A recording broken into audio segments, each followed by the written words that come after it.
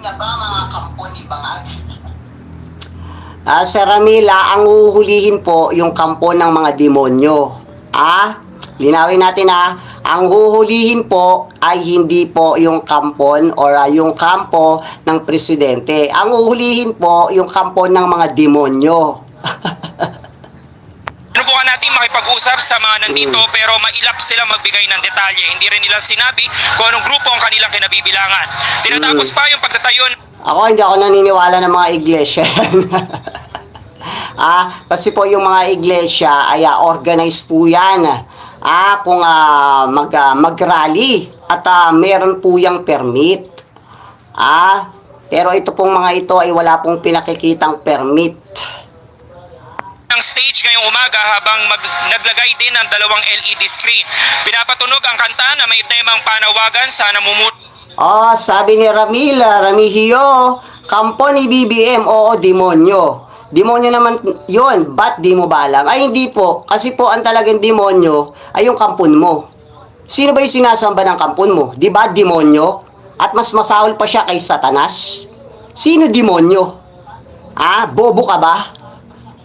O tanga-tangahan ka? O bayarang trolls ka? Di ba ang poon mo ay mas masahol pa sa demonyo? At sino sinasamba ng kapon mo? Yung nasa ilalim ng lupa, di ba? Ano kayo? Mga kampon din kayo ng demonyo. Ng pagkakaisa, paglalantad ng katotohanan at huwag umanong pagbali sa hostisya. Samantala, Ivan, ito yung sitwasyon ngayon. Okay, ang pangalan nito, Ramil, huwag ka na umiyak. Ganyan talaga ang realidad. Yan ang katotohanan na ang kampo nyo at kampon nyo ay paubos na. Sapagkat obviously, kung may magnanakaw dito, yung kampo nyo talaga yon. At sa mga nagsasabi, bakit daw huhulihin si Marcoleta? Ano daw po ba yung ninakaw niya? Huwag po tayong tanga. Wala nga po siyang ninakaw. Hindi naman po siya nagnakaw kung bakit siya nakasuhan ng plunder. Nakasuhan po siya ng plunder dahil tumanggap po siya ng donasyon na worth 75 million. Wala pong mali doon. Ang mali po doon ay hindi niya po inilagay sa kanyang sose yung donation worth 75 million na yon. At mismong sa bibig niya, inamin niya na tumanggap siya ng donasyon mula sa 3 individual na nangunguna si Mike Defensor. Huwag po tayong tanga. Okay, kung wala pong kinalaman yung pinapanigan ninyo, patunayan niya na lang sa korte. Bow. Dito sa Liwasang Bonifacio, papakita ko lamang po nakakaranas kasi ng mahinang pag-ulan pero ngayon pag-ambon na lamang kaya sumilong ulit yung mga tao na nagtitipon-tipon dito. Patuloy pa ipag-ulan. Okay, sabi niya Estelita Rotante. Kapilido mo pa si kapangalan mo pa si Marcoleta. Si Marcos daw po ang demonyo at magnanakaw. Di wow, patunayan nyo. Nga kayo ngayon, ubos na ang kampo nyo. Unti-unti na yan. Wala kayong magagawa. Unahin natin doon sa mga posibleng organizers dito para malaman natin kung anong grupo yung kinabibilangan ng mga tao na nagtitipon-tipon dito sa Liwasang Bonifacio. Yung Manilitas mula po rito sa lungsod ng Maynila, James Agustin, GMA News. James, kung ayaw nilang sabihin kung anong grupo kanilang kinabibilangan, Di ba ayaw nilang sabihin kung anong mga grupo nila, malamang mga DD shit lang yan. At alam naman po natin yung INC ay organisado po kung ito po ay mag-rally. At alam po natin na kapag nag-rally po ang Iglesia ni Cristo, meron po yung permit. Nakita nyo, walang umaamin kung anong grupo sila. Tsaka hindi naman po ganyan ang Iglesia ni Cristo mag-rally. Organize po yung mga yan. Kung meron po silang color coding, yung gano'n, yung halimbawa, white yung suot nila, hindi po green. Hindi po iba-iba.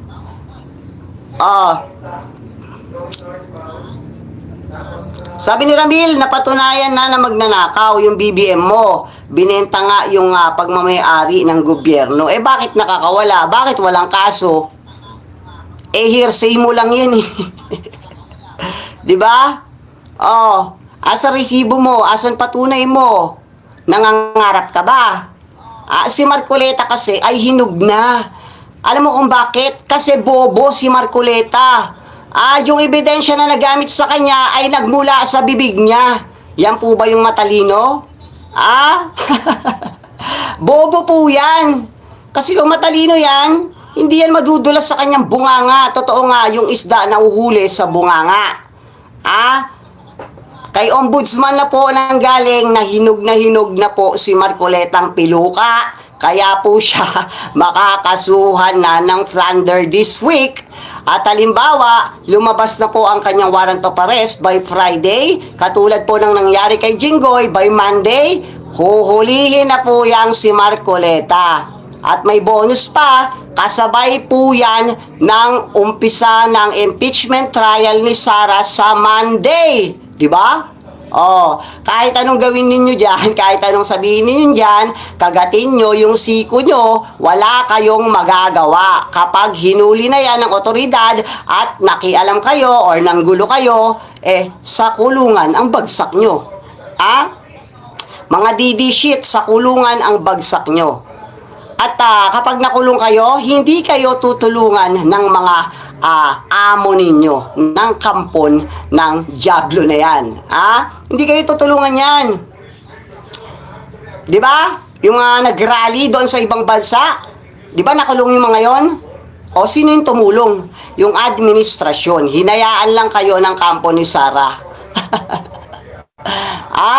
Anong kanilang pakay sa pagtungo dyan?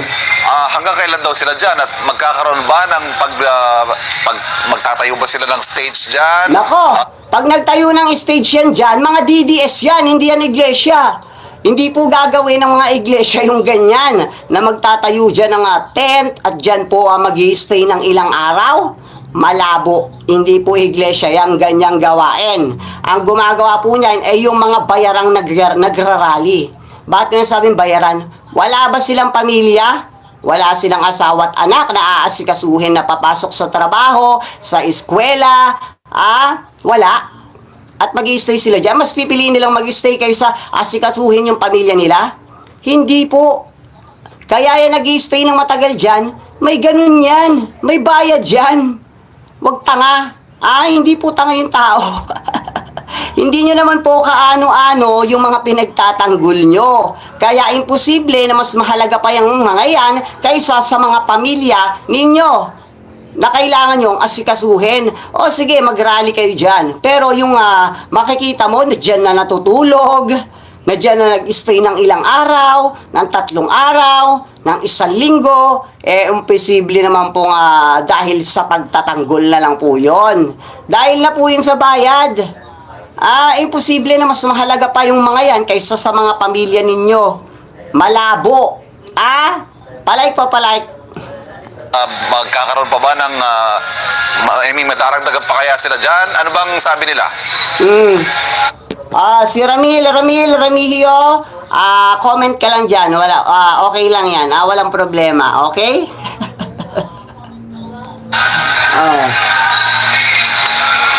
Napakalimitado lang, Ivan. No? Sabi ni Ramil, puro balitang lugaw. Balitang lugaw, pero makukulong yung kampo ninyo. Diba? Makukulong yung kampo ninyo. Ano ang lugaw dun? Hindi yung lugaw. Lugaw overload yung mga balita na yan. Dahil iyak kayo diba? Kaya nga kayo nagngangakan dyan. Dahil isa na namang kampo ninyo ang malalagas. At yung malalagas na yon ay napakayabang. Parang hindi iglesia. Piling matalino, piling gwapo. Pikon naman. Pikon pa, sinungaling pa, mayabang. Ano pa? Gusto i-cover ng media. Ba't ka i-cover ng media, Marcoleta? Unang-una, masama yung bunganga mo. Bumiral ka, di ba? Nung in-interview ka ng 2 reporter, na akala mo off-air na, naka-on-air pa pala. Ano sabi mo? Mga bobo to. Mga tanga to. Ano yun? Ganyan ba yung ugaling tao? Hindi. Ganyan ba yung ugaling public servant? Hindi. At gusto mong i-cover ka ng media na ikaw mismo nag-hearsay? Hearsay, kuno-kuno? Walang ebidensya, nabayaran daw yung mga media. O, ano na pala mo? Kinuyog ka ng media. Bakit ka i-cover ng media? Unang-una, pikon ka. Pangalawa, masama yung ugali mo. Pangatlo, isang tanong pa lang sa'yo, galit ka na. Paano ka i-cover ng media? Bayaran ka, paswelduhan mo ba yung media para utusan mo na i-cover ka? At una sa lahat, hindi ka ka-cover-cover. I-cover ka lang once na makulong ka. Ano kaya itsura nito pag napusasan, no? Yung mga hindi po DD shit dyan, sabay-sabay po tayong kumain ng dinuguan.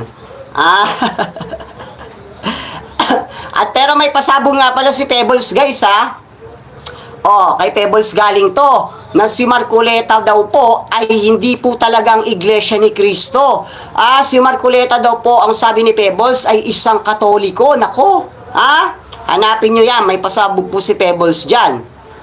Na si Marcoleta daw po ay hindi po talaga iglesia ni Cristo. Si Marcoleta daw po ay Katoliko.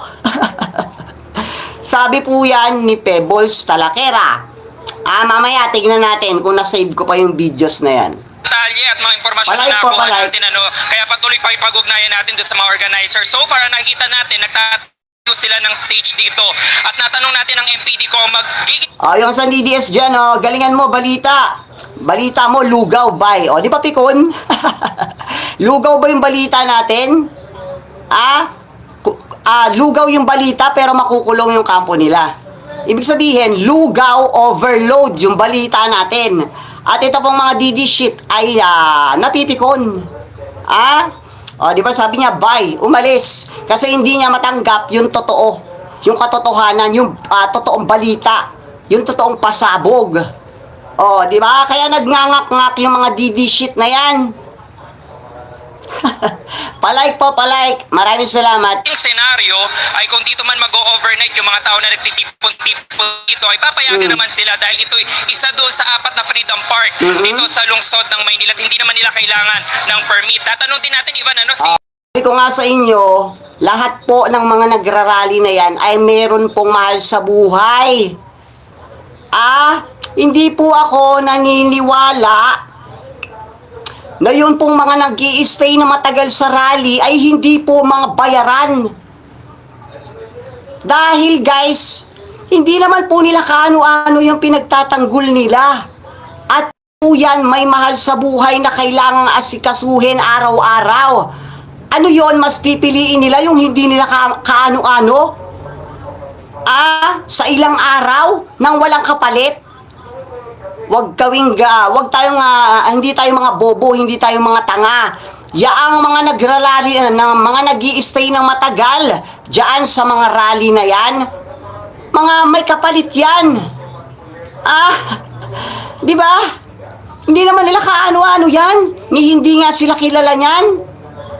Tapos mas pipiliin nila nga mag-stay diyan kaysa asikasuhin yung mga mahal nila sa buhay nang walang kapalit. Malabo. Malabo pa sa baw ng pusit na walang kapalit yung mga nagrarally na yan at mag-i-stay ng ilang araw dyan. Police Major Ines, kung sa Freedom Park ba ay allowed na magtayo ng mga stage.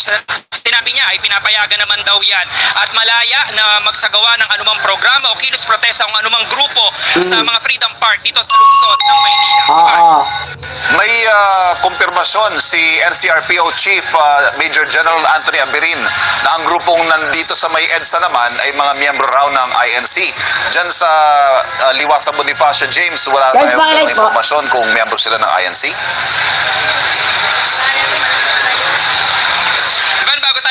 Tanong ko rin yan doon sa tagapagsalita ng MPD pero wala pa din siya sa ating masabi. Kanina pa natin tinatanong din doon sa ilang mga tao na nandito kung sila ba yung miyembro ng kung anumang grupo. Okay guys, pakilike naman po ng ating live. Maraming salamat po. Ayan, okay. Pumunta naman tayo dito. Okay. Wait lang po Pakilike po ng ating live at pakisubscribe na rin po. Hanapin ko lang po yung ating topic. Eto po panoorin nyo to guys. Eto yung pasabog ni Pebbles Talakera. Hindi po sa akin galing to Welcome alam sa lahat ng Okay. mga talking. Eto guys, yung pasabog ni Pebbles Talakera. Hindi daw po totoong iglesia ni Cristo, ito pong si Marcoleta. At si Marcoleta daw po ay isang Katoliko. Ayan, panoorin po natin to, pakinggan po natin to. Hindi po sa akin galing to kay Pebbles po galing to. Pero ang tanong, kayo ho ba with the INC pa rin ho? Yes, boy. Actually, handog ako eh. At isa na dyan si Marcoleta. Hinayaan nyo na makapasok si Marcoleta sa politika. Dahil hindi naman talaga siya INC. Yun yung katotohanan. Katoliko siya. Kaya ina mo, Marcoleta. Katoliko Hindi na rin, talaga siya. Yes, boy. Actually, handog ako eh. At isa na dyan si Marcoleta. Hinayaan nyo na makapasok si Marcoleta sa politika. Dahil hindi naman talaga siya INC. Nako. Yun yung katotohanan. Katoliko siya. Kaya ina mo, Marcoleta, Katoliko ka na nagpapagamit sa iglesia ni Cristo. Ang katotohanan, hindi si Eduardo ang amo mo. Ayan guys narinig nyo yung pasabog ni Pebbles Talakera. Ito daw pong si Marcoleta ay hindi po talaga tunay na iglesia ni Cristo at magpapagamit lang daw po ito sa iglesia ni Cristo. Ayon po yan kay Pebbles Talakera at hindi po talaga INC or iglesia ni Cristo ang relihiyon ni Marcoleta. Isa daw po siyang Katoliko. Yan po ay ayon kay Pebbles Talakera. Pero wala po tayong resibo dyan. Sinabi niya lang po. At kay Pebbles po galing yung balita na yan. Hindi po sa akin Okay. Ibinahagi ko lang po sa inyo. Okay. Ulitin ko ang sabi po ni Pebbles Talakera ay hindi daw po tunay na INC ang relihiyon ni Marcoleta at nagpapagamit lang po daw siya kaya sa boss or sa pinakamataas na iglesia ni Cristo. At hindi daw po tunay na iglesia ni Cristo ito Katoliko daw po. Sabi po ni Pebbles. Okay. Next topic tayo guys. Pakilike at pakisubscribe na lang po ang ating live. Maraming salamat. Okay.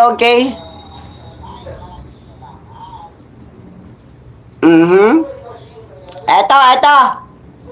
Mula po ito kay Kent Garcia. Ang mapang-asar na isa pong vlogger na mapang-asar sa mga Duterte. Ayan Marcoleta, hihimas na ng rehas. At guys hindi lang po si Marcoleta ang makakasuhan. Inuna lang po itong si Marcoleta sapagkat sabi po ni Ombudsman Rimulya ay hinog na raw po ang kaso nito. Kaya po nauna si Marcoleta. Okay ba? Mas okay sa akin yan kasi yung Marcoleta na yan ay napakayabang. Buti nga sa'yo, nakakarma ka agad.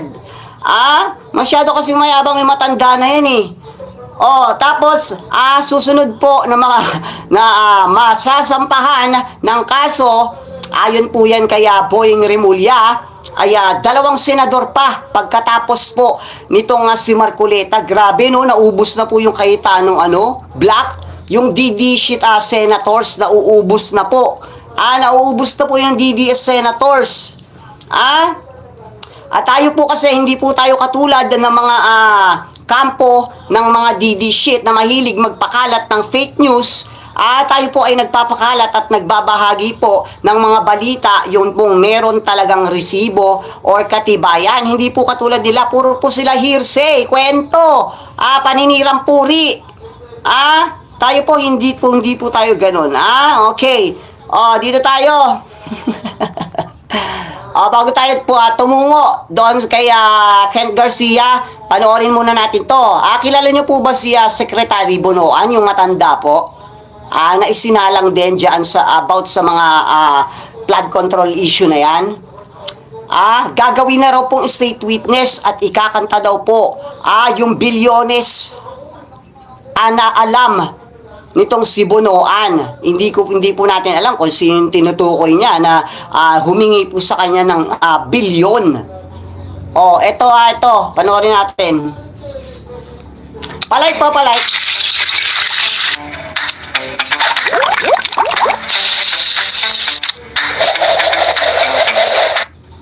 Magsisim Okay, sabi niya ano? Sabi ni Aida Legaspi, ayan, fake news big time. Bobo ka ba? Ano ang fake news dito? Fake news ba yung hinahatid natin na balita sa ating mga kababayan na mismong siya ombudsman ang nagsasabi at nagpapatunay at may resibo po kami sa lahat po ng sinasabi at binabalita namin. Shoutout Salvador Alista. Kung fake news po kami, wag po kami ang sabihan ninyo. Nagbabahagi lang po kami ng balita dito. Ang sabihan niyo po ng fake news ay yung kampo nyong mga DD shit. Sapagkat yan naman ang alam ninyo at palaging ginagawa ninyo ang magpakalat ng fake news dahil hindi nyo na pong kayang pataubin at siraan pa ang administrasyon, kaya kumakapit na lang kayo sa fake newses na ginagawa ninyo. Katulad ng 18 bodyguards. Yun ang mga fake news. Nagbibigay ng resibo, kuno, mga picture. Saan ang ebidensya doon? Kahit grade school kayang mag-picture o kumuha sa Google ng picture na may maleta or kaya nga mag-picture sa harap ng mga bahay. Tapos yung inilabas na picture ni Sharon Cuneta at yung mga fans niya at si Kiko Pangilinan. Nandun sa slide ng screen, tangina, ano yun? Ebidensya yun o paninira? Diba? Si Baligod, binawi. Napasensya na daw, hindi daw kasama yung picture na yun. Putang ina nyo, mga bobo kayo. Kayo ang mahilig magpakalat ng fake news. Hindi kami. Huwag kayong tanga. Mula na ngayong linggo ang preliminary investigation sa mahigit 8 kaso na natapos na sa fact-finding investigation. Okay. Ayon kay Ombudsman Jesus Crispin Remulla, karamihan sa mga reklamong ito ay may kaugnayan sa flood control projects at umano'y conflict of interest na kinasasangkutan ng mga kongresista at contractor. Karamihan, flood control, tsaka conflict of interest. Sako pareho yan. Kasi bawal nga maging contractor bawal yan Kaya lang, hindi ito pinansin ng napakatagal na panahon. Ngunit alam naman natin, isa yan sa mga dahilan kung bakit nagkakagulo-gulo tayo sa larangan ito. Para nawala na yung dividing line between these. Takot na takot sila guys kasi pag si Boying Remulla yung nagsabi at nag-expose or nag-announce, alam po natin na totoo yan. Napatunayan na natin yan kay Jinggoy Estrada. Para ganyan di po yung mangyayari kay Marcoleta. Nasampahan po siya ng kaso sa Sandigang Bayan Friday. Friday po. Shout out po kay Melchora Villahermosa. Go forward of our country, Philippines, sabi niya. Sabi ko nga po, balikan natin. Parang mahalin tulad po yan dito sa nangyari kay Jinggoy Estrada. Na-filean po siya ng kasong Flanders Sandigang Bayan Friday. Tapos lumabas po yung kanyang warrant of arrest Monday. Ganyan din po yung mangyayari kay Marcoleta. Sabi po kasi ni Ombudsman Remulla, this week, okay, maghihintay tayo hanggang Friday. Parang parang nakikita ko, guys, parang nakikita ko lang na isinabay po talaga ito sa umpisa ng trial impeachment ni Sara Duterte sa Monday. Yan po yung nakikita ko dyan. Parang isasabay yung pagdampot kay Marcoleta sa Monday, kasi sa Monday na po yung umpisa ng impeachment trial ni Sara Duterte. And indecent behavior. For preliminary investigation naman ngayong linggo ang kaso ni Senator Joel Villanueva dahil nakulangan ng ombudsman sa case build-up na isinagawa ng Department of Justice. Hindi namin tinanggap yung findings na Guys hindi po tayo solidong Marcos, pero lalong-lalo hindi po tayo DDS. ang nakikita ko po dito, parang merong ano, no? Deal or no deal. Kumbaga, magdi-deal ka ba? O makakasuhan ka? Parang ganun po yung nakikita ko dito, guys, dito po sa kay Joel at kay Chis Escudero. Sabi po kasi ng ombudsman, tuloy pa rin po yung kaso at sasampahan pa rin daw po ng kaso itong dalawang senador na si Chis at Joel. Ay inuna lang po si Marcoleta sapagkat po ang kaso kasi ni Marcoleta daw ay hinug na, overripe na, babagsak na po sa puno. Kaya kailangan na pong pitasin. Kasi totoo naman, guys. Yung kaso po nitong si Marcoleta, iba po dito sa dalawang senador. Sapagkat kasi sa bibig niya po mismo nanggaling yung ebidensya. Nakinuha po ng ombudsman. Galing po kasi mismo kay Marcoleta yung ebidensya. Siya po mismo yung umamin. Kaya nga po siya nakasuhan ng plunder at sa mga hindi pa po na masyadong nakakaintindi doon po sa kaso ng Marcoleta, hindi nga po siya kakasuhan dahil nagnakaw po siya. Hindi po ganon. Nakasuhan po siya ng plunder dahil tumanggap po siya ng donasyon na mahigit po sa 50 million, worth 75 million. Shout out Titi Gas. Ayan, mega love shout out po. Welcome back po. Ayan, kay Titi Gas. Umiiyak na nga po si Marcoleta. Umiikot po ang puwet. Okay, ulitin natin Balik tayo sa topic. Kaya po nakasuhan ng plunder si Marcoleta, hindi po dahil nagnakaw siya. Dahil inamin niya po mismo na tumanggap siya ng donasyon na mahigit po sa 50 million. Worth 75 million po na donasyon mula sa tatlong individual na pinamumunuan po ng isa pang fake news peddlers na si Mike Defensor. Inamin po yan ni Marcoleta, wag nyo i-deny yan.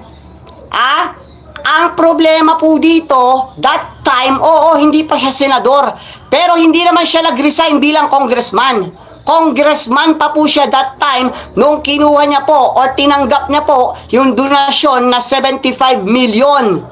At ang isa pa pong mali doon, hindi niya po inilagay sa kanyang sose. Dahil ayaw daw po ipalagay nung nag-donate, bawal yun. O di ba bobo po yan si Marcoleta? Shoutout Ma'am Cecil, may galab shoutout, welcome back. Di ba guys, bobo po si Marcoleta. Alam niya po yan. Pero yung bunganga niya po, dahil sa kadaldalan niya, ay nadulas at mismong bunganga niya po ang nagpahamak sa kanya. Di ba, inamin niya yan sa interview. Natunggap talaga siya ng 75 million donation mula sa tatlong individual. Inamin niya yan at hindi niya po yan inilagay sa sose. Wag po kayong sinungaling dyan. Wag po kayong wag niyong i-deny yan. Magbasa po kayo. Mag-research po kayo about sa mga case ng plunder. Dalawa po yung mukha niyan. Dalawa po yung mukha ng plunder case na yan. At si Marcoleta mismo ay umamin sa Net25 na nakatanggap po siya ng 75 million donation at hindi niya po yan inilagay sa kanyang sose at that time ay congressman po siya. Kaya siya nakasuhan ng plunder at yung kaso na yan ay hinog na. Eka nga po ni Remulla. Di ba? Palike po, palike. Ayan, sa mga supporters po ni Marcoleta dyan, wala po tayong magagawa. At hindi naman po, sa mga hindi naman po supporters ni Marcoleta dyan, sabay-sabay po tayong kumain ng dinuguan. At sa mga kararating lang po dyan guys, si Pebbles Salakera po ay may pasabog about po dito kay Marcoleta na hindi daw po ito tunay na Iglesia ni Cristo, at si Marcoleta daw po ay isang Katoliko. Yan, nabalita po natin yan kanina. I-forward ya, i-backward nyo lang po yung live natin. Okay, tuloy po tayo dito. DOJ, kasi nakulangan kami sa case build-up na ginawa ng DOJ, so we have to conduct our own. And we have to conduct our own. ano yan eh, it's our choice whether or not to accept the work of the DOJ because we delegate work to them. And in case we have to improve on the cases to make sure that they're tight cases, watertight cases, then we conduct our own PI in this office. Okay? Samantala, nasa 2 hanggang 3 linggo naman bago matapos ang preliminary investigation sa kaso ni Senator Chis Escudero na pawang may kinalaman sa issue ng flood control. Okay. Nakatakda namang maghain ng kasong plunder ang ombudsman sa Sandigang Bayan laban kay Senador Rodante Marcoleta dahil sa umano'y 75 million pesos campaign donations Diba? noong January 2025 na hindi umano idiniklara ng senador sa kanyang campaign contributions sa Statement of Contribution and Shoutout po, Ma'am Evol. Ayan. Ano to? All 08. Shoutout po, shoutout. expenditures o SOSE. Si Senator Marcoleta, definitely, for resolution na, we're about to file it already. Sabi ng ombudsman, hindi na maaaring maging bahagi ng Senate proceedings ang mga senador na may kinakaharap na kasong plunder at sinuspindi na ng Sandigang Bayan. Nako! Yare! Patay tayo dyan, Hindi na daw po magiging miyembro or parte ng Senate proceedings. Ibig sabihin ba nito, yung 2/3 po ay mababawasan? Nako, patay ka dyan, Sara! Patay ka, Sara Duterte! Kapag nangyari yung 2/3 na yan, na hindi na ibibase sa 24 at ibibase na lang dun sa active na senador na makaka-attend dyan sa hearing, patay ka rito, Sara Duterte. Ay talagang mai-impeach ka dito. Once na yung 2/3 na yan ay doon na lang kuhanin sa active senators. Patay ka rito, Sara Duterte. Yari ka. Nako, mukhang talagang uubusin po itong kampo na ito. Hindi po natin alam.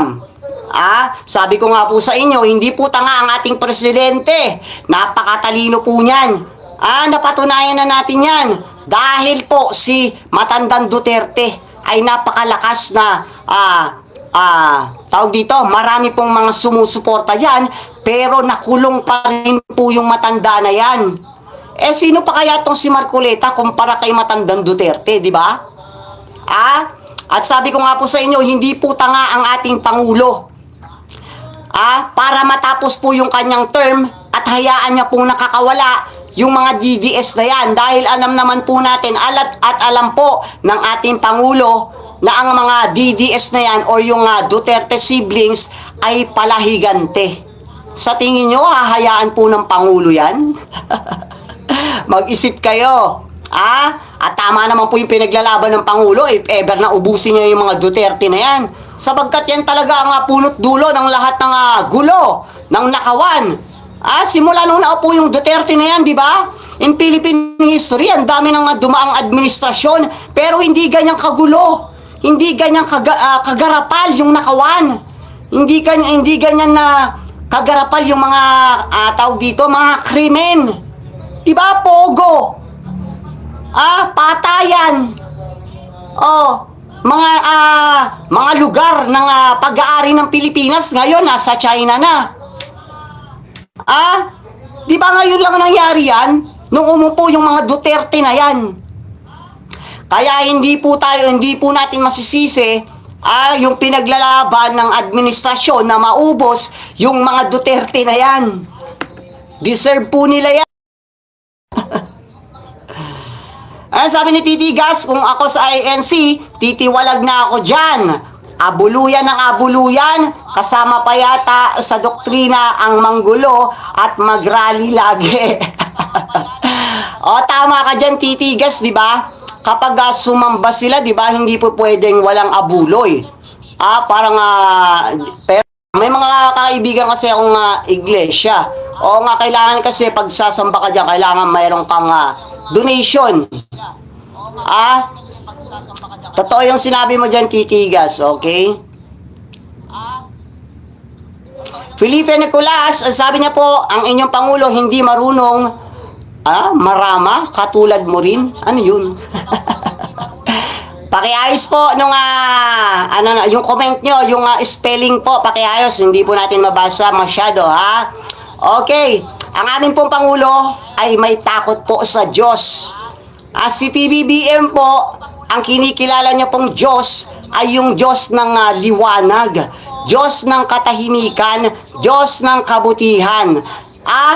Ang Diyos naman po ng kampo ninyong si Duterte, ang sinasamba niya po ay demonyo. Sa kanya rin po nanggaling yan, thank you po, Ma'am Virgie Alberto. Di ba guys, kay Duterte nanggaling na mas masahol at mas matindi pa po siya kay Satanas.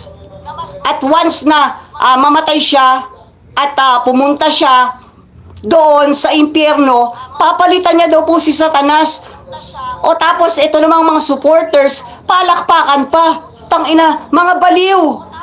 Mga siraulo na po yung mga sumusuporta sa ganyang sinasabi ng isang napakataas na public servant na si Duterte.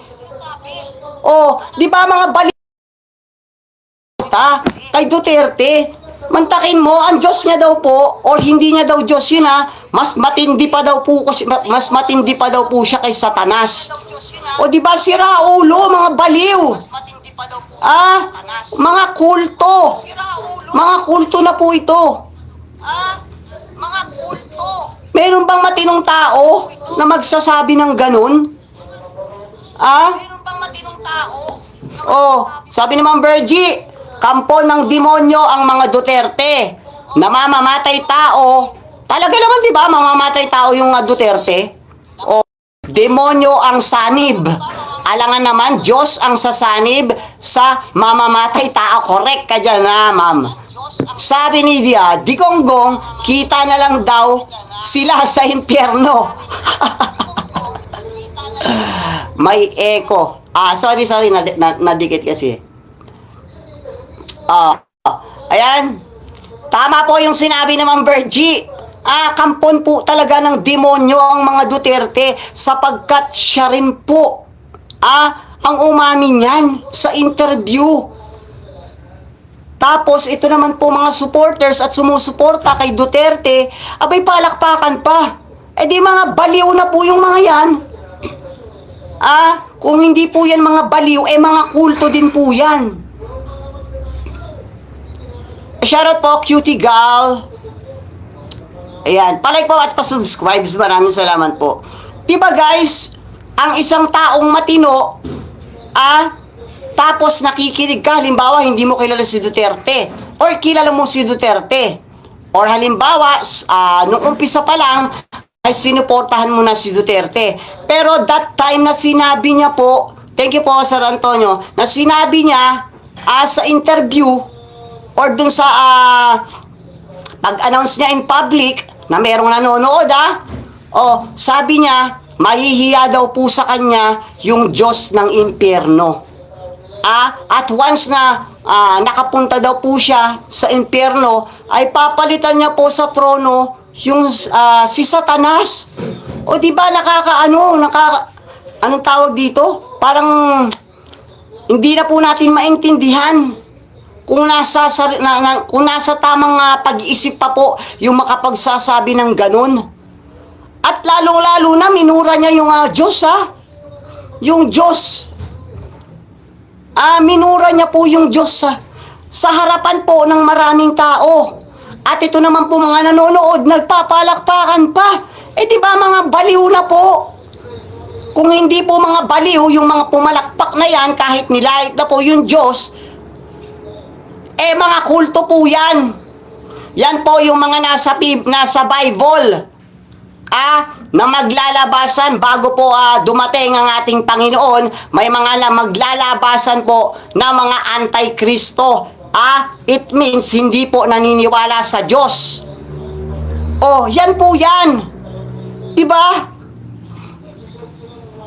Yung creator po, yung creator ng lahat ng sanlibutan, ng buong universe. Abay, minura lang po ng isang matandang duleng. Di ba? Anong klaseng tao yan? Nasa tamang pag-iisip pa po ba yung ganyang tao ang makapagsasalita po ng panghahamak sa Panginoon? Ay, share po kay Mama Melchora, God is above Satan. Tama po kayo, ma'am. Kaya nga po, di ba? Kaya nga po, tawag dito, nauubos na po sila.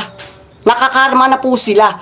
Yung pong mga nagtatanggol dito sa matandang Duterte, ay nakakarma din po. Kahit kasi po alam nila na talagang demonyo po itong matanda na ito, abay sinusuportahan pa rin po nila. Kaya po yung karma, imbis na kay Duterte na lang pumasok, pati po sa mga sumusuporta sa kanya. Wala na po sa tamang pag-iisip ang makapagsasabi or maghahamak sa pangalan ng Diyos. Wala po sa tamang pag-iisip yan. At yun naman po nakisawsaw, pumalakpak pa, natuwa pa, wala na po tayong masasabi kung hindi po yung mga siraulo, mga baliw, parehas po ni Duterte yan na anti-Kristo. Yun na lang po, yun na lang, maging basihan natin yung pagmumura ng isang hamak na tao lang sa Diyos. Wala na po tayong dapat, hindi na po dapat natin pagkatiwalaan yung tao na yan. Kung ako nandoon, tapos minura ni Duterte, yung Diyos, abay, aalisan ko yan, hindi ako papalakpak. Kasi matino po yung isip ko. Nasa tamang pag-iisip po ako. At hindi po, at wala po sa tamang pag-iisip yung makapagsasalita sa Diyos at hahamakin yung Diyos, tapos papalakpakan mo pa. Ako po hindi, tatalikuran ko yan. Kung dati ko siyang binoto, kung maririnig ko yan ngayon, abay, hindi na po mauulit yung pagboto ko sa kanya at pagsuporta ko sa kanya. Napakalabo na po nun. Ang pumili na mag-stay po kay Duterte, kahit narinig na po nila yung pangahamak nito sa Diyos, mga anti-Kristo po yan, mga kulto po yan. Yan yung mga nakasulat sa Bible na lalabas ng mga anti-Kristo. Okay, tuloy po. Shoutout po sa atin po mga live viewers dyan. Paki-like at paki-subscribe po ng ating live. Pasensya na kayo guys, wala kasi akong mic. Kaya nakatutok lang po nakatutok lang yung ating boses.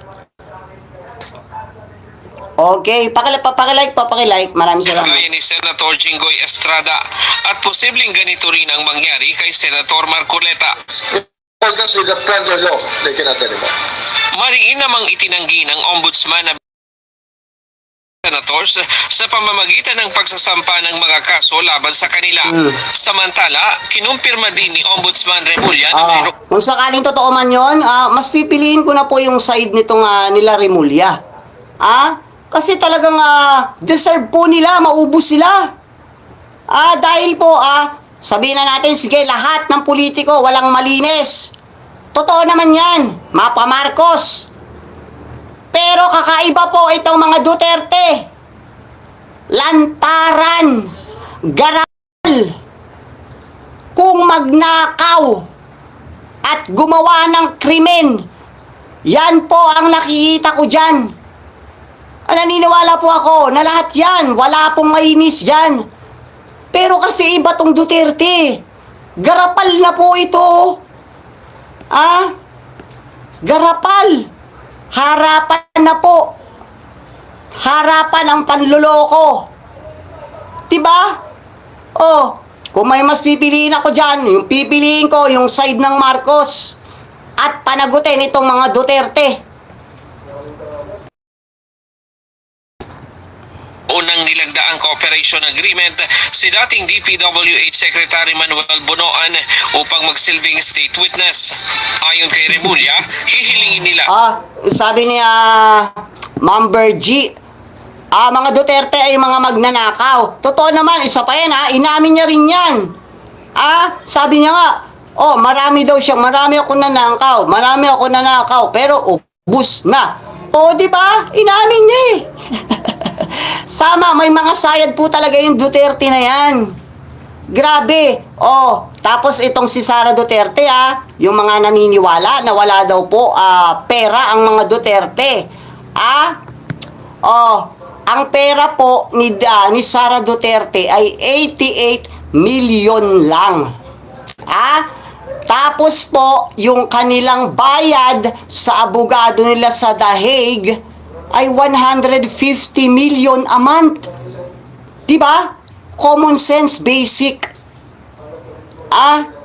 Logic. Saan sila kukuha ng ganong alaga, ng ganong amount sa loob ng isang buwan kahit pagsamahin nila yung mga pera nila na mga Duterte siblings ay hindi po sasapat. At yung bayad po nila na yon sa abogado nila sa dahig ay hindi lang po isang buwan. Isang taon na pong mahigit. So, ibig sabihin, bilyones na po yung nagagastos nila sa abogado pa lang. Saan nila kinukuha yung pera na yon? Kung yung pera nila ay hindi pa sasapat sa isang buwan sa abogado. Huwag po tayong tanga. Huwag po tayong magpakatanga. Huwag po tayong maging tawag dito, wag po nating tawag dito. Wait lang Kaya nga po may international award si Digonggong, the most corrupt president award. Totoo din po 'yan meron pong isang content creators or vlogger na nag-content na top 10 na pinakademonyo sa buong mundo na tao.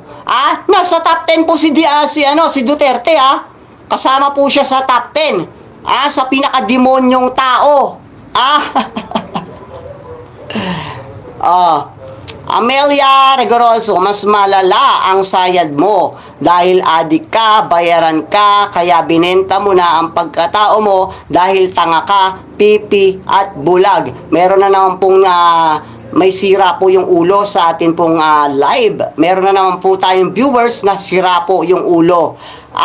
Ma'am, meron po i-offer sa'yo yung gobyerno. Libre po mental hospital. Ayon po yan. Sa atin pong administrasyon. Libre lang po yan. Huwag po kayong mahiya. Magpa-check up po kayo. Huwag nyo pong hayaang masira yung ulo nyo. Libre lang po yung check up ng mental hospital. Gusto mo samahan pa kita? Tuloy. Sa korte na ma-discharge si Bonoan bilang respondent upang formal na makapagbigay ng testimonya para sa prosekusyon. Okay. Binigyang diin ng ombudsman na mahalaga ang kaalaman ni Bonoan sa naging pamamalakad sa buong DPWH dahil makatutulong umano ito sa pagpapatibay ng maraming kasong inihahanda nilang isampa. Dagdag pa ni Rimulya na hindi naman... Sabi ni Dave Aguilar, ikaw ang pa-check up. Sabi po ni Dave Aguilar, okay, nabasa ko na yung comment mo, okay na? Okay na? Isang kaso ang Wait lang, guys, maaaring ayusin lang natin makinabang mic sa natin. magiging testimonya ng dating DPWH Secretary, kundi maging ang iba pang mga reklamong kasalukuyan nilang binubuo. We already have a signed agreement for the cooperation of former Secretary Manuel Bonoan to be a state witness, to be a cooperating witness. We will discharge him from, we will ask the court to discharge him as a respondent. Guys, wait lang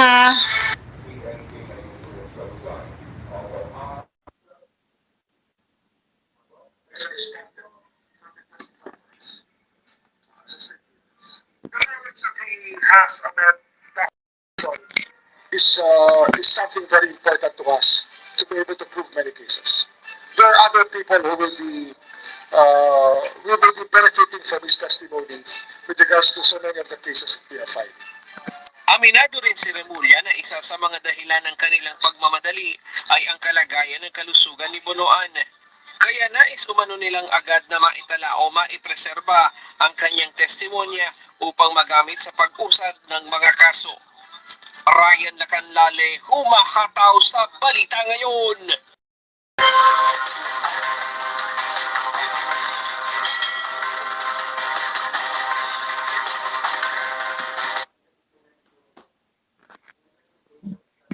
Ayan, may galap shoutout po sa ating mga live viewers. Ayan. Ayan, malakas na po yung ating mic. Sabi ni Ma'am Melchora, mabuti pa ang pipi at bulag na walang alam para walang gulo. Sabi naman ni Amalia, mas malala ang sayad mo dahil adik ka, bayaran ka, kaya binenta mo na ang pagkatao mo dahil tanga ka, bingi, at bulag. Ano yun? Madilim ang iyong paligid, ating gabi walang hanggan. O, di ba kinanta ko na yung sinabi mo, ah? O, okay na. Anyo at kulay ng mundo, sa'yo pinagkaitan. Okay na? Ah? Okay, next topic tayo. Okay, wait lang. Tignan muna natin yung mga sitwasyon dyan sa rally po na nagaganap ngayon. Hala! Wait lang. Kay Batang Maynila Toads pala yun. ito. Tingnan natin to. Ayan, naglabagan na. Nandito na sila lahat.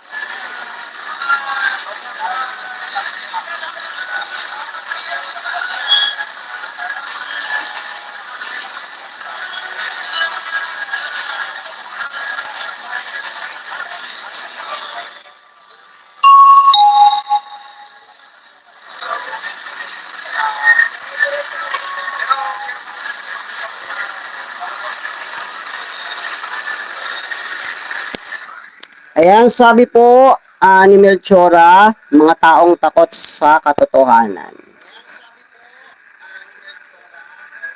Tama naman po yung sinabi ni Ma'am Melchora, di ba guys? Oh, yung mga nagpupumilit na hindi po totoo or hindi po dapat makulong itong si Marcoleta ay takot po sa katotohanan. Ayaw po nilang tanggapin yung katotohanan at palagi po nilang sinisigaw na bakit daw po makukulong si Marcoleta ay wala naman po itong ninakaw. Paulit-ulit na po tayo dyan, guys. Wala namang pong sinasabi na nagnakaw po si Marcoleta kaya po siya nakasuhan ng plunder. Hindi naman po yung pinupunto or pinupoint ng ombudsman. Kaya po makukulong si Marcoleta dahil po tumanggap siya ng donasyon na 75 million na hindi niya po inilagay sa kanyang sose. Yun po ang dahilan kung bakit po nakasuhan or makakasuhan na ng plunder itong si Marcoleta. Wag po tayong magpakatanga. Tanggapin po natin yung katotohanan. Ngayon, kung totoo po na walang basis yung kaso niya sa plunder, so patunayan niya na lang po sa korte. 'Di ba? Abogado po siya at kaya niya pong protektahan ang kanyang sarili. Siya na nga po nagsabi, 'di ba? Siya rin po ang nagsabi sa ilang senador na wala naman daw pong legal background itong si Risa Hontiveros at ito pong si Tulfo. Di ba ganun po kayabang si Marcoleta? Ayan, gamitin mo yung legal background mo, Marcoleta, para ipagtanggol yung sarili mo doon sa korte.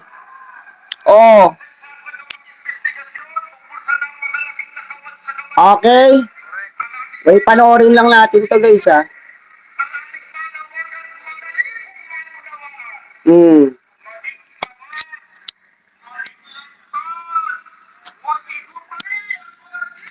Sakot ng kasinungalingan!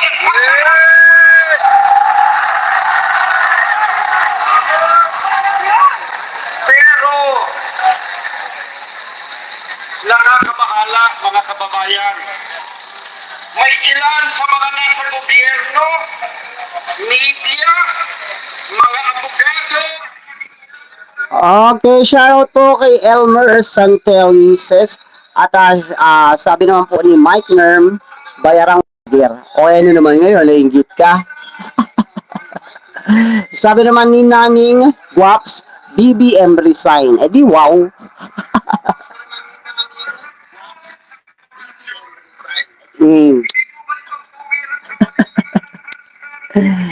Tumigil lang nga kayo mga DD shit. Yung po mga trolls dyan, alam na po namin yung galawan nyo.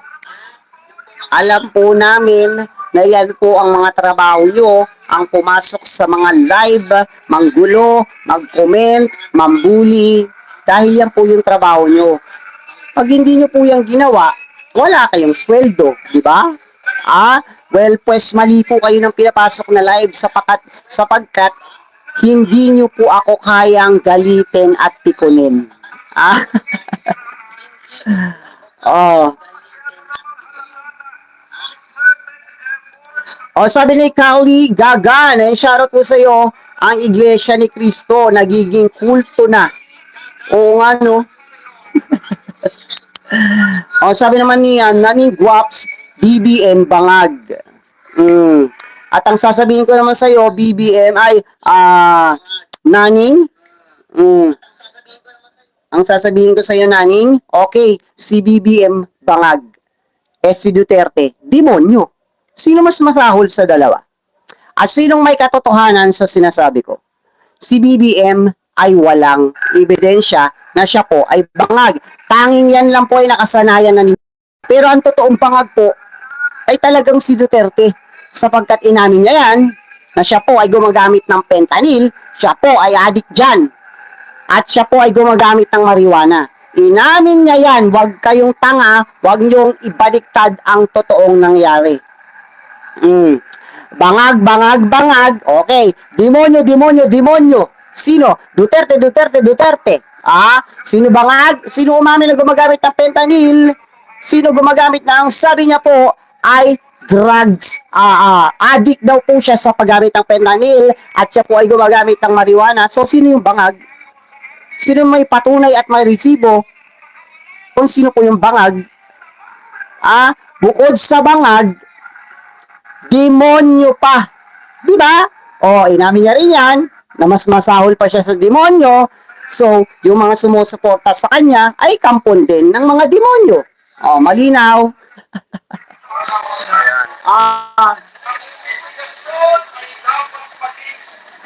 Ayan po yung sitwasyon at update sa nangyayari po dyan sa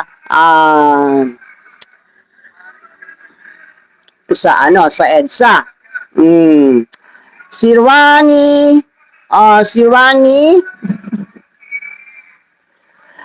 sabi ni Melchora, may gamot sa bangag pero walang gamot sa demonyo. Ayan, nasopla kayo ni Ma'am Melchora, no?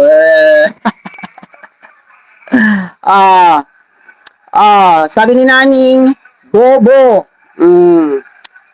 Sabi ni Rani ulit, o'clock. Anong o'clock? Ang pagsasabi mo? Sorry hindi namin alam yung mga lingwahe mo. Baka galing ka ng planetang Mars. Hindi namin alam. Kasi walang ganyang lingwahe dito sa mundo. Baka galing ka ng planetang Mars, Sige Rani, comment pa. Bobo talaga itong mga DDS na to, no? Alam nyo ba guys, dun sa mga DDS na pinapasukan nyo ng live at nang bubuli kayo, marami kayong komento, pabor po sa aming mga vlogger yan. Pabor po sa aming mga content creator yan. Kaya nga po sa mga vlogger po about sa politics and news, hindi po kami napipikon dyan kasi pabor po sa amin yun eh. Kahit ano pong sabihin ninyo dyan, or pambubuli, pangaasar, pabor po sa amin yan, sa analytics namin, sa communities namin, sa community po ng content ko. Diba? Kaya nga po, yung mga vlogger po, about sa news and politics, ay hindi po kami napipikon dyan. Kasi nga po, pabor sa amin yan eh. Diba? Tumataas po yung analytics namin dahil po sa mga bobong DDS na yan. Na pinakalat po ng kampo ni Sara. Mga bayaran po yan. Akala naman po nila, mapipikon po nila yung mga vlogger na nagtatanggol talaga sa katotohanan. Hindi. Sabi ni Jay, AI Hon, ayan, iglesia ni kulto, gamit na gamit ng mga pulpol na politiko. Tama po kayo, saka po ako, hindi po ako naniniwala na mga iglesia po ni Cristo ang lahat po na ito. Kasi yung iglesia ni Cristo ay organized po yan kung mag-rally. Marami pong halong mga Duterte dyan. Tsaka totoo naman po eh. O, gamit na gamit po yung iglesia pampolitiko. Katulad na lang po ng black voting. Hindi po tama yun. Wala naman po nakalagay sa Bible na ang isa pong relihiyon ay kailangan kung sino po yung gusto ng kanilang pinakamataas, ay yun na rin po yung iboboto ng kanyang mga miyembro. Wala po yan sa Bible, At ang isang totoong relihiyon ay hindi po dapat makialam sa mga desisyon ng kanilang mga miyembro kung sino ang gusto nilang iboto. Kahit po kayo yung mga pinakamataas na relihiyon na yan, halimbawa, Iglesia ni Cristo, tao lang din po kayo. Hindi kayo perpekto. Hindi nyo po dapat diktahan yung mga miyembro ninyo kung sino ang gusto nilang iboto. Yan po yung tinatawag na black voting. Yan po ang pinagmamalaki po nila. Which is mali. Kasi hindi naman po dapat diktahan ng isang relihiyon ang kanyang mga miyembro kung sino po ang kanilang dapat iboto. Sobrang mali po niyan, hindi po yan totoo, wala pong ganyan, walang ganon, wala po yan sa Biblia. At doon po sa mga iglesia ni Cristo, ito lang po ay ang aking komento at reaction sa inyo. Yung pong si Marcoleta, okay, miyembro niyo po yan. Pero ang mga relihiyon po, ang religious group po, ay hindi po dapat makialam sa usapin at problema ng pampolitika. Mag-focus po kayo sa inyong mga relihiyon. Hindi po kayo dapat makialam sa usapin at problema ng pampolitika. Hayaan nyo po yung miyembro ninyo na ipagtanggol yung sarili niya. Patunayan niya sa korte na inosente siya. Hindi nyo po kailangan makialam diyan sa usapin na yan. Dahil ang realidad, guys, once na nanggulo kayo dyan, makukulong kayo. Wala po kayong magagawa. At yung pinagtatanggol ninyo, once na makulong kayo, ay hindi po kayo tutulungan ng mga yan. Wala po kayong magagawa. Okay yan, mag-rally kayo. Pero hindi po dapat lumampas sa pag-rally ninyo yung ginagawa ninyo. Sabi ni Naning Guaps, hindi pa daw po siya naguhugas ng puwet kasi wala po daw silang tubig. Wala daw po silang pambayad ng tubig. Okay lang yan, humingi ka sa gobyerno. Tutulungan ka. Maawain po yung ating Pangulong Bongbong Marcos sa mga ganyang sitwasyon. Naning Guaps, okay lang yan kung naputulan ka ng tubig at wala kang panghugas ng puwet habang tumatay ka. Punta ka sa DSWD, tutulungan ka ng ating administrasyon. Bibigyan ka ng ayuda kung wala kang pambayad ng tubig.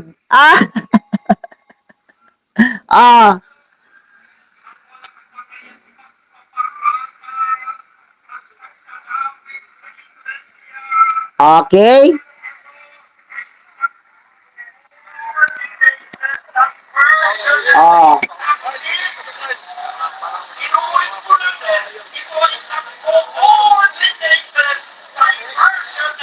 Ano oras na? 1:25.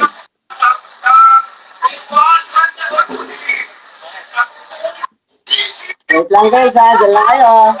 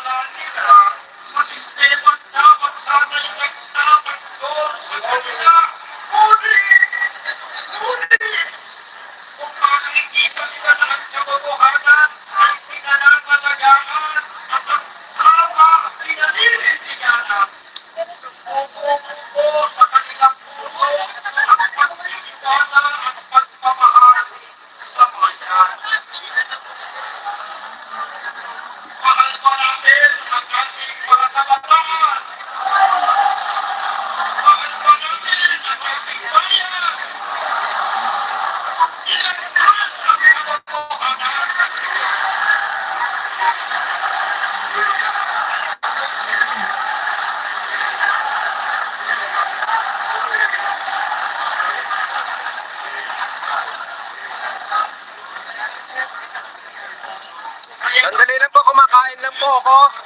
Wala kasi ako paglagyan ng ating cellphone ha. Sandali lang po.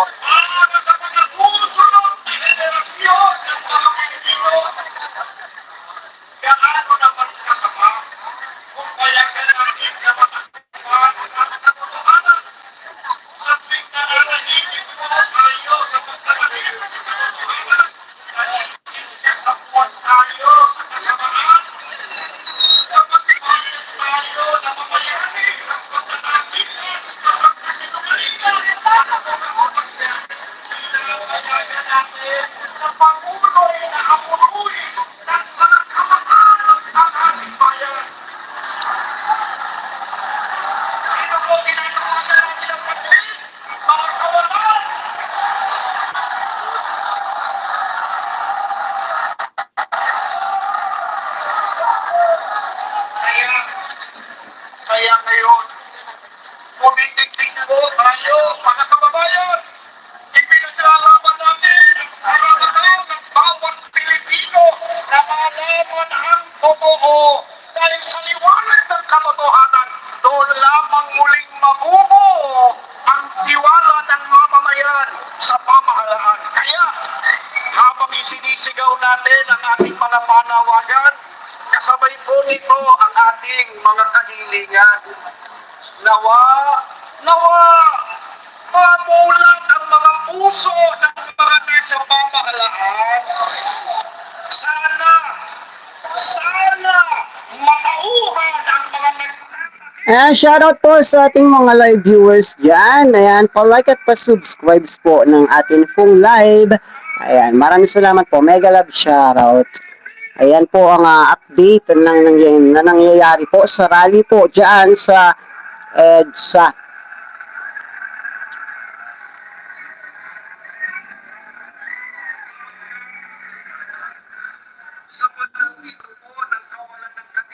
Ah. We. Ito? Talaga ba? Hmm. Okay.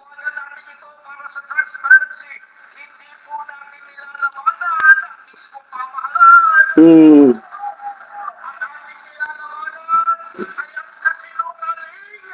We. Ah.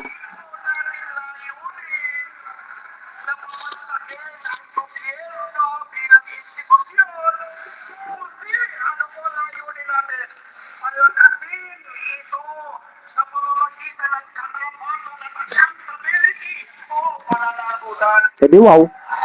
Yan po! Yan po ang diwa ng ating mga isinusulong. Okay, ayan po yung update dyan po sa rally sa EDSA. Ayan, tumungo naman tayo sa iba pang topic. Wag lang po tayo dyan kasi wala naman po wenta yan. Dito tayo kay Alfred Mark Guzman, ang tagapag-asam ng mga DDS. Maganda naman, ano? Palike po, palike. Dito naman tayo, dito, bago tayo matulog eh. Aba. Kakapasok lang na balita. Ayan, napakaganda naman, ano? Ay, kinatay yung ilong ko. Kakapasok lang na balita. Ito, basahin natin. Justin Ombudsman to file case against Senator Marcoleta this week. Naku, Buruti. So ngayong linggong ito ay papailan na si Marco Tae ng itong plunder case, no? So isasampa na sa Sandigang Bayan, at kapag naisampa na sa Sandigang Bayan, so alam naman natin ngayon kung gaano kabilis ang Sandigang Bayan maglabas ng warrant. So hindi lang yan, hanggang 2 araw lang, no? Itong mga nakaraan, kagaya ng kay Jingay, 2 araw lang eh. kay Agimat, 2 days lang. So ngayon, itong si Marco Tae, nang marinig ang balitang ito, malamang natatain na. So malamang-lamang ito, ikot na alumpit. Kinarma! Di ba? Totoo naman, kinarama siya, di ba? Kasi nga po, napakayabang. Ni Marcoleta. Oh. Ang yabang-yabang niya nun sa Blue Ribbon Committee.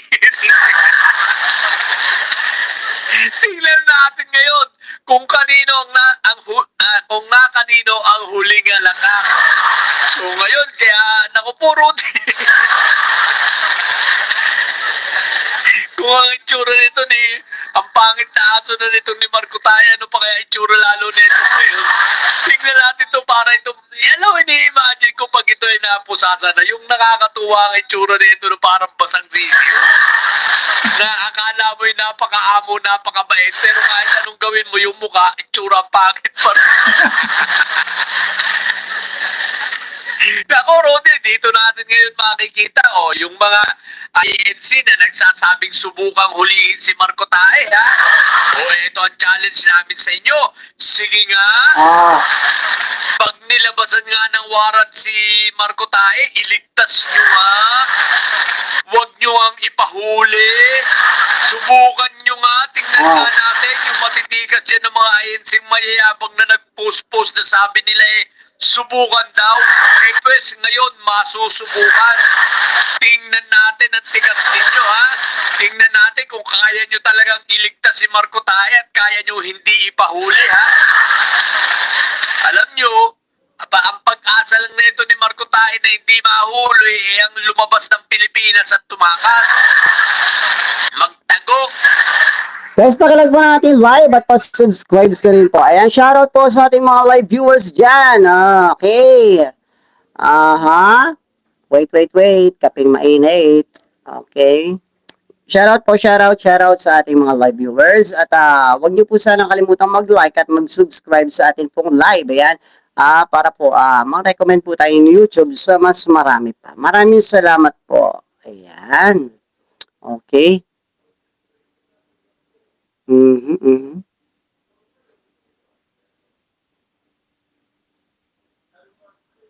Okay guys, hanggang dito na lang muna yung ating live. Maraming salamat po at kakala pa po tayo ng ating mga bagong balita na ihahatid po sa inyo. Ayan, maraming salamat po sa lahat po na nag-stay sa atin pong live at hindi po nagsasawang sumuporta sa atin pong live palagi. Maraming salamat po. Ayan, shoutout po kay Ma'am Evol. Ayan. Baka daw po magtago na yan, Marco Bet. Kasama ni Obets. Ayan, mga tsinador mauubos dahil puro may kasong korupsyon at korupsyon. Lahat may resibo at hindi istoryaheng imbento lang. Tama po si Ma'am Ebol. O, tama po si Ma'am Ebol. Kaya nga po nakasuhan itong kampo or mga DDS senators. Kasi po, meron naman po talagang ebidensya, resibo at patunay. Hindi po katulad ng kampon or kampo ng Sara Duterte. Ng mga DDS senators na naninira lang po ng reputasyon ng talaga ng mga tawag dito, inosente po diyan po sa mga maleta. Hindi naman po tayo tangang manood. Hindi po tayo mangmang. Alam po natin, nakikita po natin kung totoo po ba yung pahayag ng isang tao o hindi. Yung kwento ng isang tao kung totoo o hindi. Di ba? Hindi po tayo mga tanga. Ayan, shoutout po kay Mama Evol. Maraming salamat po. Okay guys, hanggang dito na lang po muna yung ating phone live. Maraming salamat po. Shoutout po sa inyong lahat dyan. Maraming salamat po sa lahat po ng mga sumusuporta palagi at hindi nagsasawa sa ating live. Maraming salamat. Bye po guys. Mag-ingat po ang lahat. God bless po. Once again, June Pinas para sa Pilipinas at para po